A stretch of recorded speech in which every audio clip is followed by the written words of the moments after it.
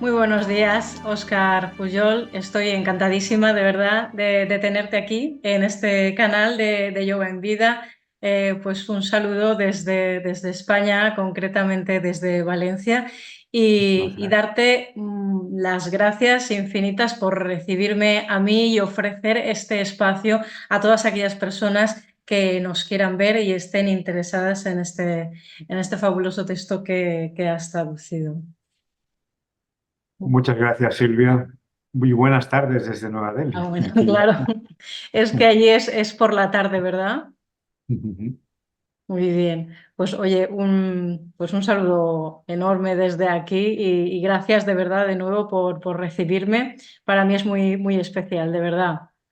Y quisiera comenzar esta entrevista, esta charla, preguntándote, para todos aquellos que no conozcan el texto de la Bhagavad Gita, preguntándote qué es, para que lo des a conocer tanto de forma sencilla como un poquito más profunda, para aquellos que lo conozcan un poco también. Cuéntanos, Óscar.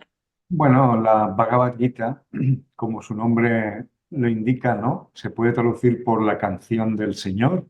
Bhagavad es Señor en el sentido de persona divina Ujú, y Gita es canción. Y es un texto que aparece en el Mahabharata.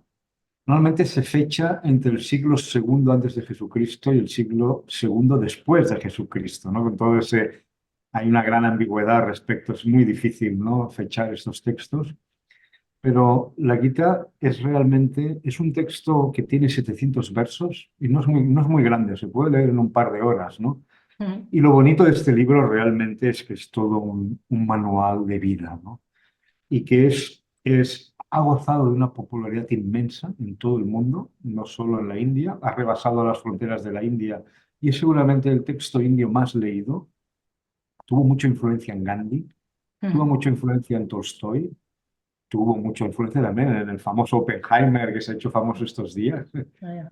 Y mucha gente, ¿no? Hay mucha gente que han bebido de su fuente. ¿Y por qué este texto ha tenido tanto éxito? Para mí este texto es, entre otras cosas, es muchas cosas, ¿no? Sobre todo Ujú, es un texto de síntesis entre las tres vías, entre la vía de la acción, la vía del conocimiento y la vía de la devoción. Y es, ujú, por lo tanto, un texto inclusivo, que abraza, no que ujú, separa, sino que intenta abarcar, ¿no? Que no es un texto de una ortodoxia rancia, sino todo lo contrario, ¿no? ujú. Pensemos que el Mahabharata, dentro del cual está la Gita, es llamado el quinto Veda, ¿no? Hay cuatro Vedas. ¿Y por qué es el quinto Veda? Porque a diferencia de los Vedas anteriores, es un Veda que está abierto a todo el mundo, incluso a las Ujú. castas bajas, a todo tipo de personas, a todo tipo, y ese espíritu más democrático, ¿no? Y de más cercanía con la gente, lo que hace este texto tan popular. Y sobre todo porque es un manual de la acción para el hombre moderno. Y aquí lo Ujú. dejo de momento, ¿no? Sí, Es vale. un libro que nos indica realmente cómo debemos actuar en este mundo si no queremos que los resultados de nuestra acción, sean positivos o negativos, nos atrapen y nos Mm. esclavicen. Esta síntesis, ¿no?, que has hecho es en realidad una de las cosas que apuntas al principio del libro, de la traducción que has hecho, y me parece sumamente moderno, ¿no? La forma de ver ese desinterés de las acciones para que esas acciones no te esclavicen en el momento presente. Pero vayamos un poquito a profundizar un poquito más. ¿Cuál sería el contexto en el cual podemos insertar la Bhagavad Gita? Que nos cuenta, ¿no? Bueno, la Gita, otra vez, ¿no? Y me gusta mucho esta pregunta, es fundamental, ¿no? Porque lo Mm, bonito también de la Gita es que no es un libro árido de filosofía, no, ni un manual, sino que se insiere justo en el punto central de la historia del Mahabharata, que para recordar a aquellos de nuestros oyentes que no lo sepan, el Mahabharata es la gran épica de la India, ¿m? mm, Que narra la guerra fratricida entre dos clanes de primos, básicamente, entre los Kauravas y los Pándavas. En el momento culminante del libro, es decir, a punto de empezar esta gran batalla, y fue mm, una gran batalla, ha quedado registrado como una de las mayores batallas de la historia de la India, ¿no? Por lo menos en el registro mitológico, ¿no? En el momento culminante de esa batalla, Arjuna que es el protagonista. Arjuna es el héroe de los Pándavas, los buenos, para decir una forma fácil en esta historia. En el momento decisivo, cuando va a empezar la batalla, Krishna le pide a su áuriga, y aquí la áuriga es nada más y nada menos que Krishna, el gran Dios, ¿no? El gran Dios. Gran Dios, pero que es amigo de él. Y Arjuna no sabe que es el gran Dios todavía. Lo va a descubrir dentro de un momento. Pero en ese momento, para Arjuna, Krishna es su compañero de juego, es su tío, es su compañero, y lo ve como un ser humano más. Y esto es muy interesante, la dinámica de la historia, ¿no? Entonces le pide a Krishna que coloque su carro de combate en medio de de los dos ejércitos y se produce un momento mágico. Porque sacarlo de su ejército y ponerlo en medio de los dos ejércitos es un sitio neutral. Es un sitio que no está ni a un lado ni a otro. Y a mí me gusta mucho cómo es un simbolismo de la no dualidad. Cómo en ese momento él sale de la esfera de los intereses mundanos en los que vivimos todos sumergidos toda nuestra vida, que es el mundo de la dualidad, el mundo de la Los ganancia, pares de opuestos, sí. de la ganancia a la pérdida, lo sitúa en ese espacio liminal, y allí le enseña, él empieza a inspeccionar, a ver a los guerreros que están allí formados, y tiene una experiencia terrible en ese momento. Es como un espejo, ¿no? Porque se da cuenta de que los que están al otro lado son sus tíos, sus hermanos, sus primos, sus parientes, incluso sus maestros, personas muy venerables que él va a tener que luchar en este momento debido a esta terrible guerra que se ha planteado, ¿no? Y tiene un momento de desfallecimiento y dice, no voy a luchar. Más allá de lo que significa esto, el ejemplo concreto, yo siempre digo que este momento de la verdad, este momento liminal, nos pasa a todos nosotros en algún momento de nuestra vida. Sí. En que tenemos un momento en que realmente no sabemos si ir a la izquierda, ir a la derecha, ir arriba, ir abajo, perdemos el sentido de la dirección, perdemos ¿no? Todos los mojones del camino que normalmente nos guían, nos dan, y realmente estamos. Y esto es lo interesante del libro, que indica la crisis que todo ser humano va a sufrir a lo largo de su existencia y cómo sobrellevar esta crisis. Por lo tanto, este es el contexto. Y Arjuna, cuando nos encontramos en esta sensación que todos hemos sentido, ¿no? Que da la sensación de estar en un callejón sin salida. Que hagas lo que hagas es malo, ¿no?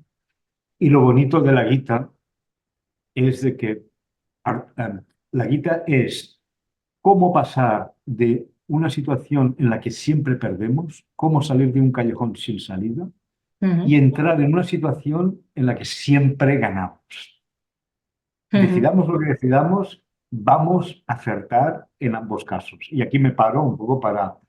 Y esa es la circunstancia importante. ¿Cómo pasar del callejón sin salida al win-win? A esa situación en la que decidas lo que decidas, vas a ganar. Y ese es uno de los grandes enseñanzas del libro. Y es lo que hace, efectivamente, lo que hace Krishna con Arjuna. Y Arjuna acaba luego, pues, decidiendo lo correcto, ¿no? Pero entiendo que se puede convertir en un ganar porque entraña sabiduría al final el optar por una acción, por una de las acciones, al final la que supuestamente debes realizar, ¿no? En el caso de la Bhagavad Gita es que al final pues Arjuna debe hacerlo, es algo que debe hacer y que no debe de eludir, como muchas veces hacemos, ¿no? En la vida cotidiana. Preferimos no enfrentarnos a determinados momentos y huimos en vez de enfrentar lo que realmente a lo mejor debemos de hacer, ¿no? Saber discernir eso. Yo creo que ahí es una de las bonitas enseñanzas y profundas, porque en realidad también supone que nos hemos de observar un poco y saber cómo reaccionar, qué acción tomar, ¿no? Qué rienda coger. Bueno, pues vamos un poquito a profundizar un poco más, ¿no? Para comprender aún mejor este libro, creo que sería muy importante que pudiéramos acercarnos a otro tipo de contexto, a su contexto cultural, ¿no? Histórico, más filosófico, ¿no? ¿Cuál sería este contexto, Óscar? Bueno, el contexto histórico, la Gita cumple una función muy clara, ¿no? Por lo menos a mí me lo parece. Y tiene que ver, como he dicho hace un rato, en las tres vías tan famosas Ujú, de la India. Una es la vía de la acción, la ujú, otra es la vía del conocimiento y la tercera vía es la vía de la devoción. ¿De acuerdo? ujú. Y, y aparecen estas vías, de hecho, reflejan el desarrollo histórico de la religión en la India. Coméntanos Y un poco, coméntanos sí, un poco cuando tú puedas esto. están en este orden. Primero la vía de la acción. La vía de la Mm, acción es la vía más antigua, que es la vía del sacrificio védico. ¿De acuerdo? La vía del sacrificio védico es la vía que te lleva a sacrificar, ofrecer sacrificios a los dioses para conseguir el bienestar en este mundo, la prosperidad en este mundo y también el cielo en el más allá. No solo en este mundo, sino también es el más allá, ¿no? Por lo tanto, es una vía típicamente ritual, está muy bien documentada en los Vedas, en los Brahmanas. Se ujú, realizaban todo tipo de sacrificios, sacrificio del caballo, sacrificio del toro, sacrificio. A partir de un momento determinado, a partir del año 1000 antes de Jesucristo, sí. vemos que en los textos se empieza a favorecer el sacrificio no cruento, es Ujú, decir, sin animales, sustituyendo los animales por ofrendas vegetales, que es lo normal hoy en día, ¿no? Hoy en día ujú. eso es realmente lo normal, ¿no? Sí. Bueno, pero básicamente es una religión en que hace un pacto con los dioses, ¿eh? Y que espera y que siente que a través de esos sacrificios puede, como digo, controlar su destino aquí en la tierra, la prosperidad en la tierra y el más allá. Como íbamos diciendo, las tres vías, las Ujú, famosas tres vías son de la sí. acción, del conocimiento y de la devoción, reflejan realmente un desarrollo histórico de la religión en la India, ¿no? La Ujú, primera vía es la vía de la acción. Y la vía de la acción básicamente lo que significa es la vía de la acción ritual. Es decir, ofrecemos un sacrificio que en la India védica, y pensemos que estos pueblos védicos eran seminomádicos, no tenían templos. Por lo ujú, tanto, en la vía védica el sacrificio era muy simple. Consistía, era una religión portátil, porque eran seminómadas, y ujú. consistía en encender un fuego, ofrecer una ofrenda mientras se recitaba un mantra. El mantra es importantísimo porque si no lo recitas bien, la ofrenda no llega a los dioses. Y en base aquí, pues era una religión muy afirmativa que buscaba la prosperidad en esta vida y la consecución del cielo y la Ujú, inmortalidad más allá. Y para esto, pues había todo un sistema de diferentes tipos de sacrificio que originalmente eran cruentos, pero que poco a poco se van volviendo cada vez más vegetarianos, ¿no? ujú, Y en lugar de sacrificar animales, pues sacrifican sustitutos vegetales, ¿no? Por esos animales. Y esta vía de la acción ritual era muy importante porque la religión consistía en casarse, en tener ujú. hijos, los hijos eran importantísimos porque ellos aseguraban el culto a los antepasados, y esto Ujú. lo podemos ver todavía hoy en la India, la importancia de la descendencia para mantener a los antepasados vivos, ¿no? No. Pero llega un momento en que todo esto de este tipo de religión en la que se busca la prosperidad en la tierra y asegurarse el cielo en el más allá, Ujú, parece ser que no es suficiente. Y aparece alrededor del siglo V, VI, VII antes de Jesucristo una nueva tendencia en la India muy fuerte, que es a interiorizar el sacrificio. Se piensa que esta religión ritualística, ¿no? ujú. Conseguir el cielo, no realmente suficiente para conocer la verdadera liberación del ser humano, que consiste en ir más allá de la dualidad del bien y del mal y realmente conseguir la iluminación, ¿no? Esta religión ritualística, se ve como una prolongación de la vida terrenal en el más allá. Y no es suficiente, ¿no? El ser humano tiene ganas de una liberación completa, de una liberación definitiva, ¿no? Y se Sí. da cuenta que la vida ritual no es suficiente. Y entonces aparece la vía del conocimiento. Se interioriza el sacrificio, ¿eh? Ujú, Y hay una vía del conocimiento basada en el conócete a ti mismo. tan Ajá. típico de Sócrates, Sí, pero sí, también sí. de las Upanishads y también del Buda. Y por lo tanto, la auténtica liberación no consiste en contentar a los dioses para que cuando nos muramos, en lugar de ir al infierno, nos aseguren una estancia en el cielo y posteriormente una buena reencarnación. Esto no es suficiente, sino que demos la liberación total que viene del conocimiento de sí mismo. Y para Ujú. esto se inaugura una nueva vía que es la vía de la meditación, la vía del yoga, Justo lo que te iba la a vía del preguntar. la vía que Mm. tanto, la vía de la introspección, del conocerte a sí mismo, de haz una especie de deconstrucción para averiguar quién eres tú de verdad. Y las Ujú. Upanishads hacen esto de una forma muy sistemática. Luego el budismo y el jainismo lo recogerán y lo perfeccionarán aún más.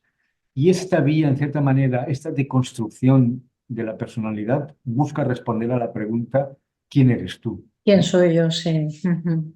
¿Quién soy yo? ¿No? ¿Quién eres tú? ¿no? Sí, Y para eso empiezas a reducir. Tú no eres el cuerpo. Si te cortan una mano, tú sigues siendo tú, aunque con una mano menos, claro. ¿no? Y vemos los casos de científico famoso, gente que solo prácticamente funciona con el cerebro, pero a pesar de eso tiene una vida muy rica, ¿no?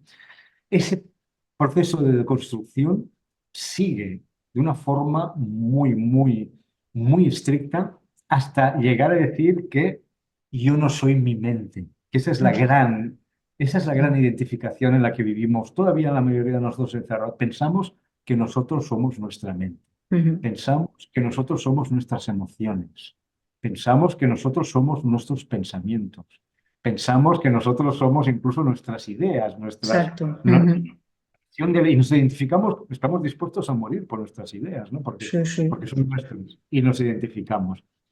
Estos pensadores, estos yogis de esos siglos en la India, se dan cuenta de un pequeño, como diríamos, un pequeño vacío, un pequeño truco, un pequeño gap en el sistema, ¿no? Que todo aquello que tú puedes observar no eres tú. Si tú observas algo es que algo está fuera de ti, no es tú Ujú. mismo, ¿no? Y entonces ellos se dan cuenta de que ellos pueden ver, tú puedes ver tus sentimientos, tú puedes ver tu cólera, puedes ver tu miedo, puedes ver tu deseo, puedes ver todo lo que, tus ideas, puedes ver. Entonces se dan cuenta de que hay algo detrás de nuestras emociones y de nuestros pensamientos que es nuestro auténtico yo, que es la conciencia. Y lo dejo aquí porque si no nos quedaríamos en este tema, ¿eh? Y esa conciencia pura, esa conciencia que brilla siempre, incluso durante el sueño profundo, incluso en el estado de coma, nuestra conciencia está activa. Esto ahora la medicina lo ha confirmado, ¿no? Ujú. Eso es lo que realmente somos y para llegar a eso hay toda una vía de meditación, de yoga, de sadhana, de práctica, que nos permite llegar a eso sin la ayuda de dioses y sin la ayuda de ningún tipo de metafísica. Ujú. Esto es una vía que a nosotros los occidentales, que somos hijos de la Ilustración, Ya. nos resulta muy atractiva, Sí, ¿no? sí. Porque es la vía del yoga, es la vía como digo, de la práctica, de la introspección, y tenemos cientos de escuelas y de tradiciones orientales y también occidentales que hoy en día siguen esta vía del conocimiento.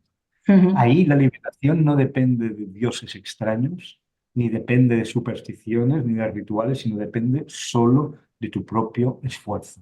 No Ujú. depende en última instancia ni de la gracia divina, depende de lo que tú puedas, de tu propia práctica.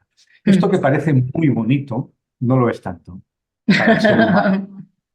Y siento ser, ¿no? Y no lo es tanto porque como seres humanos tenemos todas nuestras debilidades, nuestras... Claro. Y claro, la vía del conocimiento es muy ardua, porque Sí, exige, tú eres el único responsable de lo que te pasa.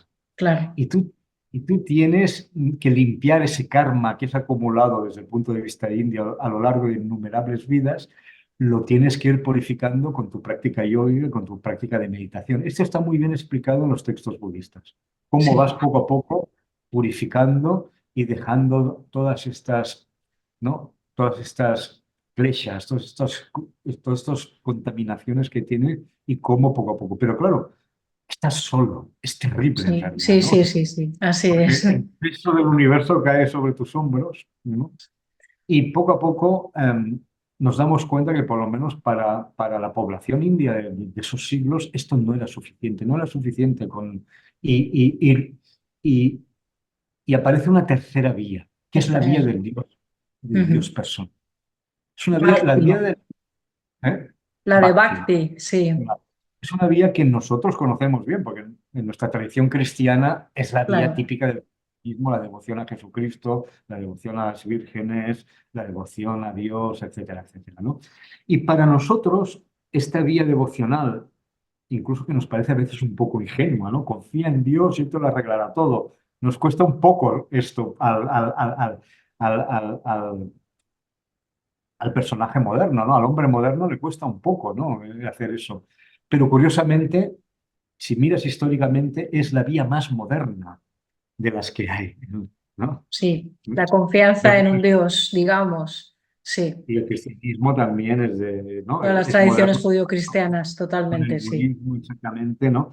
Y yo siempre digo a veces que Dios llega tarde a la India, el Dios personal, pero cuando llega, llega con mucha fuerza, ¿no? Y la vía devocional tiene la ventaja en que no estás solo. Y crea un sentimiento de devoción que en esta, pensemos, y esto lo he dicho muchas veces, estamos en el Kali Yuga, en la época más sombría. En Kali Yuga, Y, sí. y si estamos enfermos de algo, y esto lo dijo Santo Tomás de Aquino, estamos más enfermos del sentimiento que del conocimiento.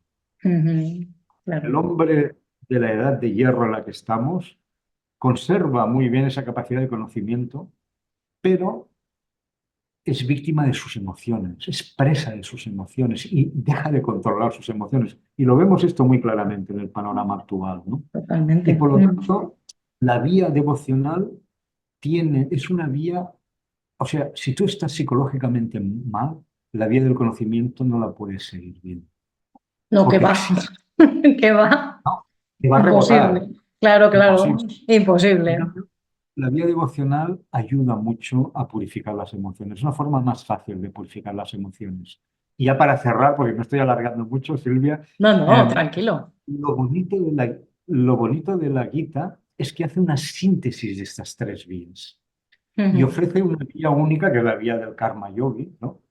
En donde la acción hace una revisión, como he dicho antes, de lo que significa la acción, ¿no? Y esto es muy importante y ofrece una vía integral que te permite renunciar al deseo sin tener que renunciar al mundo. ujú. Esto es algo muy interesante. Te permite liberarte del mundo sin renunciar a él. Y ese es el Y, gran atractivo.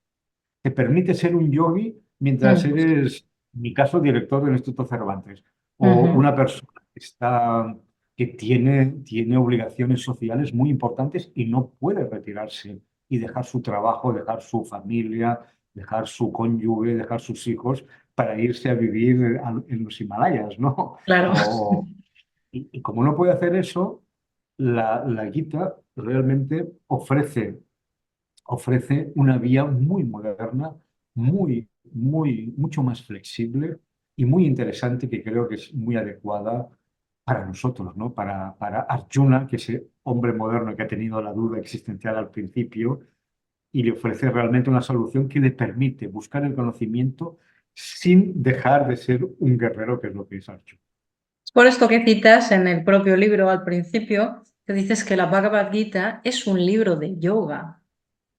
Y esto a mí Es un- sí, me ha impresionado porque la verdad es que no esperaba ese tipo de frase tan contundente, ¿no? Pero es que si lo analizas bien es por justo lo que estás comentando, en el que la Bhagavad Gita sí, se constela como un libro de yoga porque al fin y al cabo es una especie de enseñanza, es un libro de enseñanza para aprender a vivir sin esas ataduras, que al final es una de las vías una de las metas, ¿no? Digamos, de toda la tradición del yoga.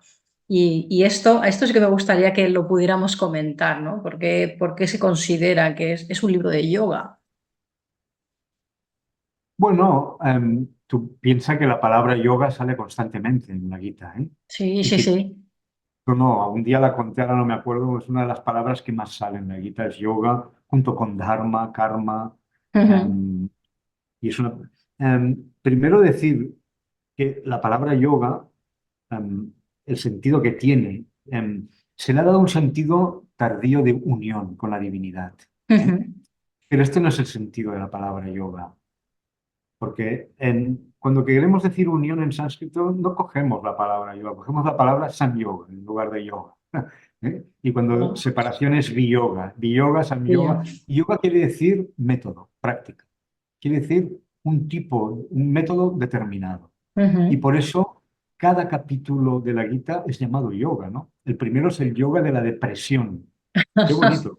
La Qué depresión como bonito. una forma de yoga, porque y que es el yoga de Arjuna. Arjuna se Ujú, inicia en esto a través de la profunda depresión, que Vishada Yoga se llama en sánscrito, ¿no? El yoga de la depresión. Pero cada capítulo no podríamos decir el yoga, si yoga fuese unión, como dice ujú, mucha gente, y lo es también, pero en ujú. un sentido secundario, no tanto propio de para Patanjali, no es unión, definitivamente. Para Patanjali no es unión, y lo podemos decir.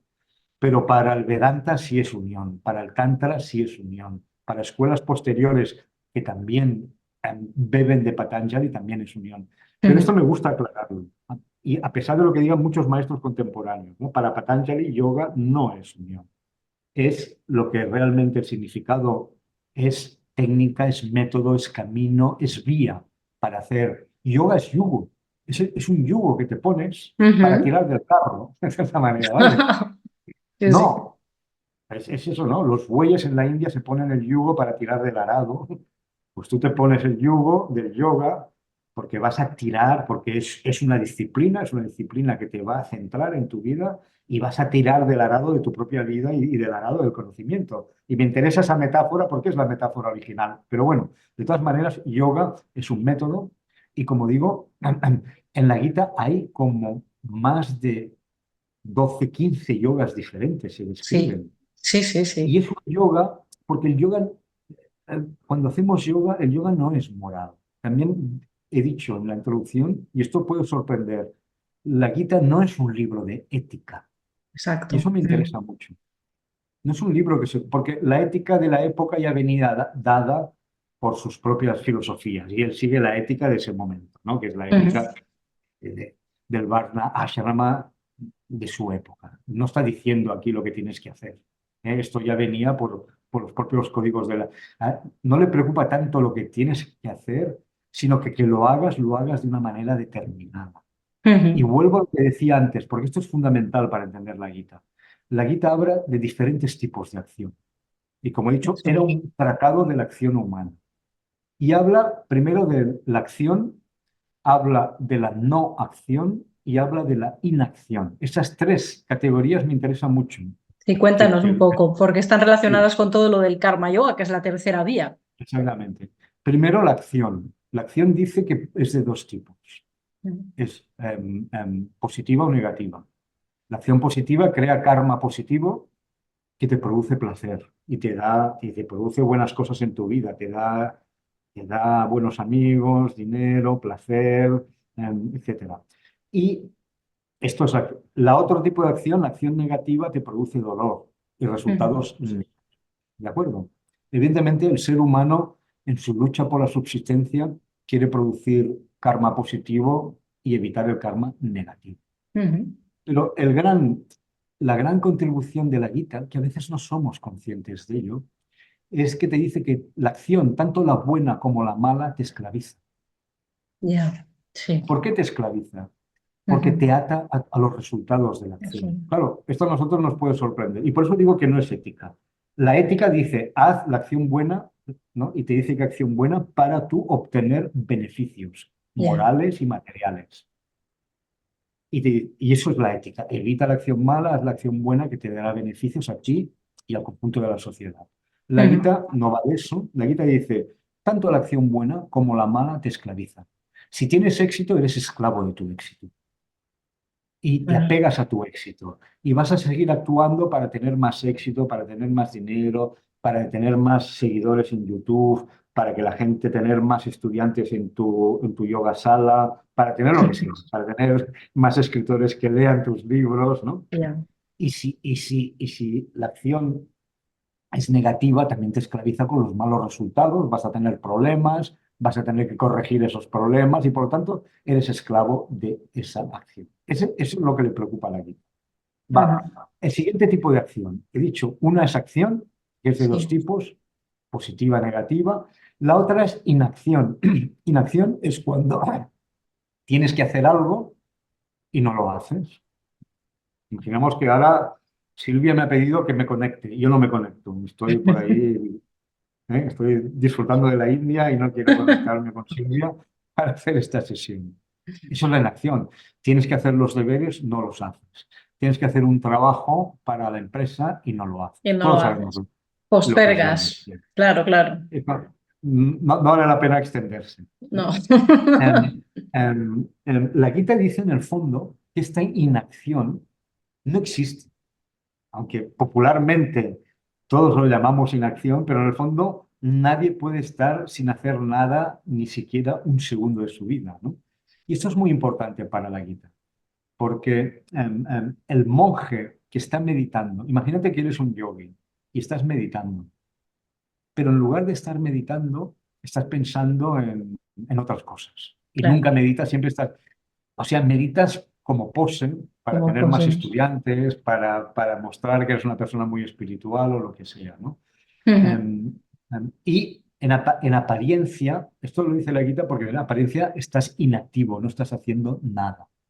Pero la Gita dice que incluso cuando estás sentado sin hacer nada, haces algo, Haces porque tu algo. mente no para de funcionar y tus Ujú. pensamientos, etcétera, etcétera. Bien, por lo tanto, la Gita dice, clara, en un momento dado, la Gita dice que la inacción es inferior a la acción. Ujú. Tengamos esto claro, ¿no? Por lo tanto, ¿por qué estando inactivo no puedes ni siquiera mantener tu cuerpo en esta vida? Lo dice de una forma muy bonita, no puedes mantener Sí. el viaje del cuerpo por este Es, mundo, ¿no? Tu es muy cuerpo bonito eso, sí. es muy bonito. Por lo Es muy tanto, bonito eso. la Gita, una cosa que critica es el quietismo. La gente que está inactiva sin hacer nada, la critica. Ujú. Estamos en el mundo y tenemos que estar activos en este mundo, tenemos que hacer parte de nuestra responsabilidad social, la tenemos que cumplir y no podemos evadirnos de nuestras responsabilidades sociales. La Gita Ujú. está muy en contra de aquel que renuncia al mundo en el momento en que no ha, cuando todavía no ha de renunciar al mundo, en aquel que se aleja de sus responsabilidades sociales, eh, es duramente criticado por la Gita. Estaríamos Vale. hablando aquí de que las personas, ¿no? que en su día y que modernamente optaran por la vía del conocimiento, pero que en realidad interiormente no están preparados para llevar a cabo como ese viaje, ¿no? Esa vía, que aún tienen como lo que yo llamo asuntos sin resolver, es un mal camino, digamos, o no es el acertado. No se lo ha acertado. La Ujú. vía de la renuncia es muy complicada Uy, ya lo porque, creo. porque es muy ardua. Como he dicho antes, exige una madurez emocional enorme, porque si Sí. no lleva a la locura, lleva directamente a la locura. Es una autopista hacia la locura. Ujú. Y yo conozco casos de gente que le ha pasado eso, realmente, en que ha llevado una práctica. Por lo tanto, hay que ir con mucho cuidado. Y como decía, lo bonito de la Gita es que te ofrece una práctica espiritual moderna, profunda, que no, y esto la Gita lo dice varias veces, es uno de los grandes temas. Constantemente la Gita está diciendo, Sí. ¿quién es el mejor yogi?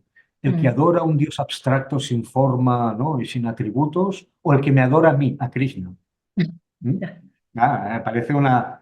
Y la respuesta que da Krishna, bueno, esto se lo pregunta Arjuna, ¿no? Y Es esta es verdad. una pregunta que contamos constantemente en el Mahabharata, constantemente en los Puranas. Era una pregunta muy importante para la mentalidad india, porque había habido la vía del conocimiento y Sí. había esa posibilidad de adorar a un Dios abstracto, que Ujú. no tiene forma, no tiene culto, no tiene imagen, un Dios puro, más allá del Dios sectario, ¿no? que adopta formas diferentes. Y esta era una pregunta muy, muy, yo digo, que obsesiona a la mente india de esos siglos. Y la encontramos constantemente. ¿Qué es mejor? ¿Adorar a un Dios abstracto sin forma? y Sí. seguir la vía del conocimiento, o adorar a un Dios personal con forma. Y entonces Krishna dice que tanto el que adora a un Dios Sí. abstracto, sin forma, como el que adora, en este caso a Krishna, consiguen la misma meta.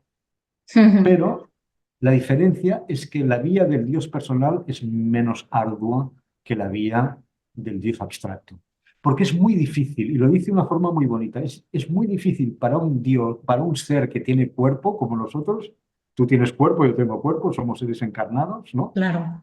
Es muy difícil para un ser encarnado adorar un principio desencarnado, como Ujú. es el Dios. Entonces, él recomienda la vía devocional o la vía de la Gita, que combina el yoga, Ujú. combina la práctica del yoga de los asanas, Ujú. incluye también la meditación, incluye evidentemente el estudio, pero incluye también la devoción a un Dios personal, incluye la posibilidad de juntarte con amigos y hacer el satsang, es decir, cantar, que eso ayuda mucho. Y por lo Ya. tanto, esa es la gran fuerza de la Gita, que, que es una vía de síntesis que no excluye las otras vías, Es ¿no? Y inclusivista final, muchísimo, ¿eh? es inclusivista. Y Ujú. finalmente hace este gran, para mí es el mensaje más importante, y que te habla, porque yo ahora he hablado solo de dos tipos de acción. He hablado de la acción y de la inacción, pero no he De la hablado de la inacción. no acción. Ujú. Claro, Cuéntanos, la cuéntanos. Gita, la Gita propone el akarma, ¿no? Si normalmente la acción es karma, propone la karma. Y para la Gita, el akarma es simplemente es realizar tu acción normal Ujú. sin una identificación psicológica. Fácil de decir, difícil de hacer, pero básicamente te da unas pautas y una manera de hacer. Es decir, la identificación psicológica quiere decir que tú no te apegas a los frutos de la acción, de tu No te, acción. vale, no te apegas al Tú me dirás resultado. al resultado, a los Ujú. frutos, a lo que te da. Tú me dirás, bueno, Oscar, pero eso es imposible, porque todos esperamos algo cuando hacemos algo. Y es verdad, Depende del trabajo que pero lleves, ¿no? También. depende del trabajo. Yo siempre pongo un ejemplo de una acción en la que no esperamos nada. ¿Cuál es la acción en que hacemos normalmente sin esperar nada? No Y sé la si es, hacemos, ¿eh? no lo sé ahora mismo. El juego. Ah, bueno, es verdad. Es Mira a los verdad. niños. Es verdad, es En el verdad. juego no esperamos, lo hacemos por el placer, ¿no? Por el placer de Por el jugar. placer de la misma acción. Pero para resumir, Mm. esto no es tan difícil, en realidad, ¿no? Es un horizonte. Hay una serie de pautas que la misma Gita te da para practicar así, pero básicamente cuando hacemos algo que de verdad nos gusta y nos perdemos en lo que hacemos, Ujú. piensa en el músico cuando está tocando el piano y lo ve un Claro. piano ahí. Piensa en el deportista, ¿no? Piensa en el bailarín, piensa Mm. en el escritor mismo. Cuando está escribiendo no está pensando si tendrá éxito o no lo que hace. Y por lo tanto hay maneras. Pero lo importante es realmente distanciarte de los resultados. O sea, lo que Krishna dice es, tú haz lo mejor, tú tienes que hacer la acción de la mejor manera posible. Ujú. ¿Eh? De la mejor manera posible, pero sin apegarte al resultado. Incluso cuando emocionalmente estás actuando de una forma desapegada, eres más eficiente. Y Hombre, lo claro, dice, yoga es la eficiencia en la acción. Y por lo claro. tanto, y llega un momento a decir que el que ve, el que en la acción ve la inacción, Ujú. ese es que realmente sabe. Y en el que en la inacción ve la acción, ese es el que realmente sabe. Lo vuelvo a decir porque parece un poco un Sí, trabalenguas, me sí, parece sí, lo una es, lo es. confusión absoluta, ¿no? Y es un verso de la Bhagavad Gita. Ahora no Mm. recuerdo cuál es. Dice, el que en la acción ve la inacción, ese es el hombre de conocimiento. ¿Por qué? Porque si yo actúo de forma desapegada, si estoy actuando, ¿no? Y yo a lo largo de mi vida lo intento mucho esto. Y Claro. funciona muchísimo, ¿no? Y ya tengo una edad, ya he llegado a un punto en que puedo decir que llevo muchos años de práctica. Si tú cuando estás imagina que estás organizando un evento en el que van a participar 200 personas, tienes que montarlo todo. Cuando tú estás organizando esto y lo haces en forma desapegada, realmente acabas disfrutando de ello. ¿No? Claro. No estás Y pensando sin en el embargo, final. no estás pensando. Si tienes problemas y constantemente te recuerdas, bueno, lo importante es que yo ponga toda mi pasión, toda claro. mi know-how, todo mi saber-hacer en esto. Luego yo, además es verdad, y la Gita lo dice constantemente, tú no controlas el resultado de tu acción. ¿Qué va? Es que Si tú escribes un libro, escapa a toda nuestra acción muchas veces, ¿no? La mayoría. y la Gita lo dice, ¿no? Tú escribes un libro, no sabes si gustará o no gusta. Claro. Y si tienes eso presente, tú disfrutas escribiendo el libro, Mm. dando clases de yoga o haciendo lo que hagas. Y distánciate del resultado. Y pon toda tu energía en hacerlo de la mejor manera posible. Bien, cuando realmente aprendes a actuar así, es como si no actuases. Y por eso dice, quien en la acción, es decir, en la acción desapegada, quien en la acción de un sabio desapegado ve la inacción, ese contempla. Porque esa es Ujú. la manera de actuar. ¿De acuerdo? Y Mm. ahora al revés. Quien en la inacción ve la acción, es decir, en una persona que no hace nada, pero que está pegada a la pereza, al no hacer nada, tú Ya, ves acción. ¿Entiendes? claro. Giras totalmente el sentido de la acción. La verdadera acción es la acción desapegada. Y eso es la persona, esa es la acción integral, esa es la acción completa, esa es la acción plena. Y eso es la inacción. Y el quietismo, el no asumir tus responsabilidades, eso que parece que es inacción, es una acción, porque es una acción realmente negativa que tendrá consecuencias negativas en tu vida. Pues en este sentido es donde yo veo que evidentemente la Bhagavad Gita es un libro que nos refiere en todo momento a una práctica de yoga y además muy profunda. Cuando he estado leyendo y sobre todo, la verdad es que nunca lo había leído así, de esta forma, nunca, nunca, y lo leí a los 17 años, pero no lo leí así. Y por lo tanto no entendí realmente para nada lo que he podido entender con este, ¿no? Con este volumen que creo que realmente para quien esté interesado es como un regalo, porque es muy parecido, quizá, que es lo que dices en el libro, a cómo, a quizá a cómo se leía o a cómo se puede leer originariamente el texto, que es muchísimo más, más agradable leerlo así y comprendes muchísimo más el lenguaje, el propósito, el mensaje. Y yo veo que es un libro de yoga precisamente por lo que has dicho, ¿no? Estas tres vías y luego lo de karma yoga. A mí lo del karma yoga me parece muy elevado porque normalmente lo que ves siempre en los individuos es que esperas un resultado, siempre estás esperando un resultado de algo. Y donde no veo eso, por ejemplo, es normalmente en los animales. Ellos actúan y a veces la mayoría, evidentemente, es como si supieran que todo lo que va a ocurrir no tiene nada que ver con ellos, sino que la vida tiene esos caminos que van a hacer que lo que tú hagas a lo mejor hace que ese nido se caiga y no es una cuestión tuya. Yo no les veo compadecerse ni fustigarse porque no consiguieron hacer el nido o porque se le murió una cría o cualquier cosa, ¿no? Donde yo sí que veo esa acción que podríamos llamar desinteresada, es decir, no vinculante, la veo mucho en los animales. Y si una persona la consigue, me parece que es fruto de un trabajo interior, de porque quiere hacerlo, porque de forma natural normalmente esperamos resultados. No sé si es algo con natural, cultural, no lo sé, que viene asociado y una forma de poder distanciarnos de ellos con este tipo de prácticas que aparecen aquí en la Gita y que me parece tan revelador que se pueda mostrar así. Así que es por esto que creo que el mensaje del karma yoga, de la acción desinteresada, es uno de los más interesantes y el que más veo, el de bhakti, el de la acción de la devoción, claro, es el que comprendemos, quizá comprendemos más, ¿no?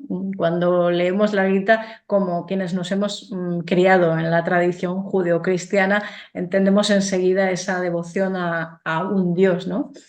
Y también quien esté familiarizado con la vida del conocimiento, la vida de la meditación, también se puede ver en este libro. Por eso lo veo como muy total.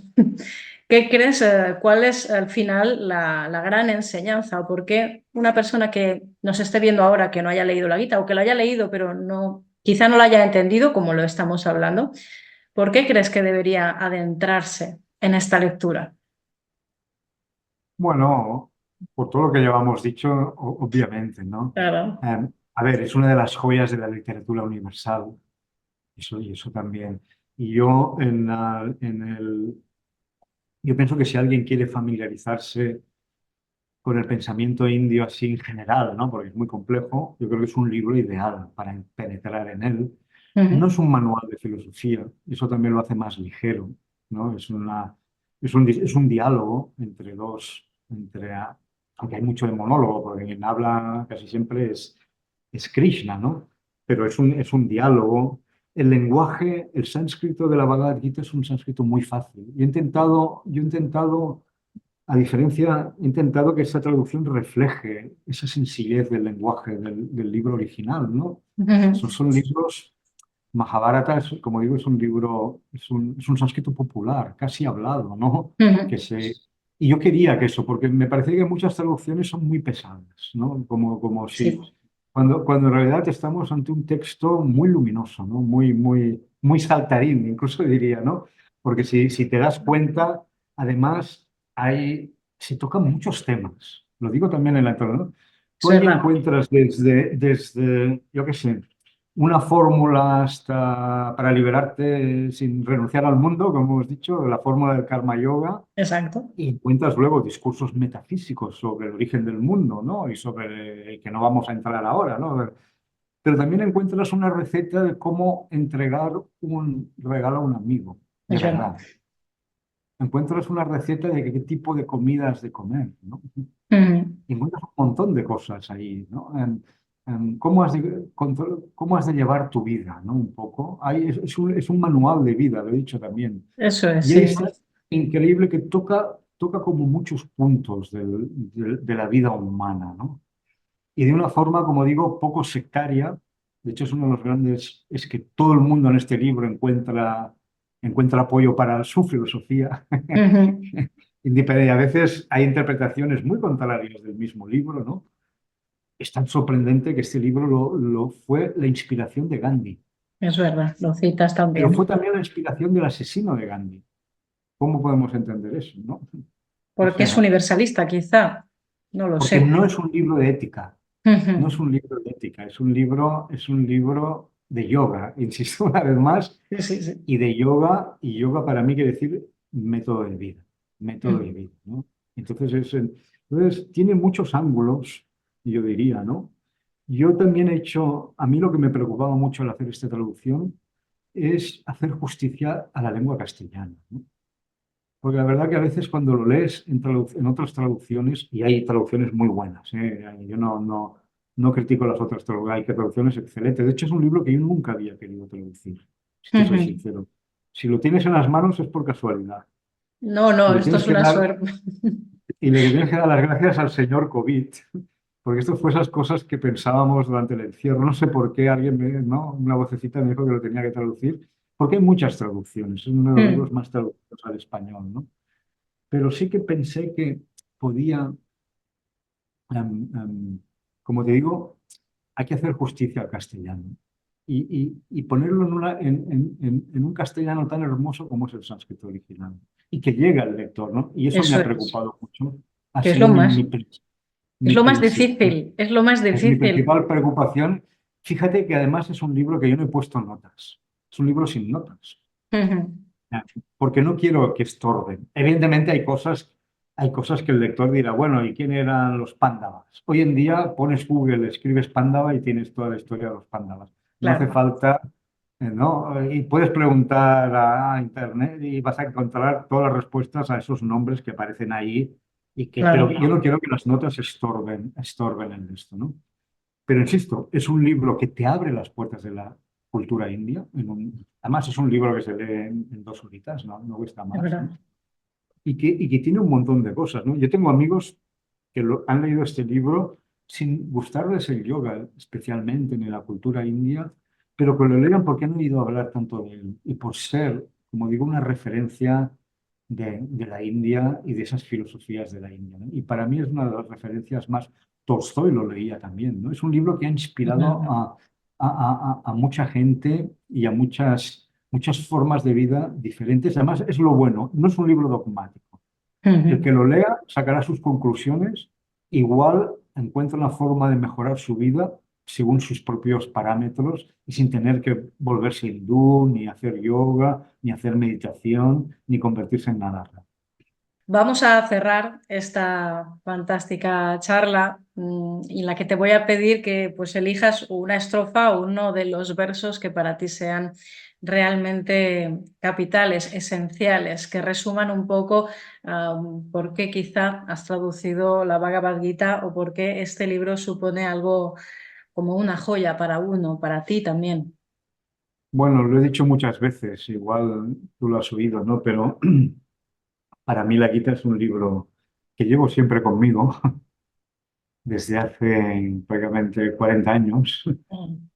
y que me cambió la vida, ¿no? Porque hubo un verso que me habló. O sea, realmente en mi primer viaje a la India es cuando descubrí la Gita, la leí en una traducción en inglés y un día realmente me di cuenta, un verso, yo tenía 20 años en esa época y estaba negando, especialmente yo soy una persona de letras, ¿no? Soy un ratón de biblioteca, a decirlo de una forma muy...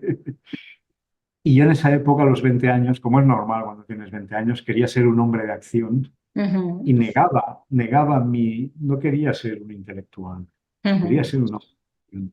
Y fue la Gita la que me dijo que me estaba equivocando, que yo, por naturaleza propia, mi swadharma, y esto es una enseñanza muy importante, hay que descubrir el propio dharma.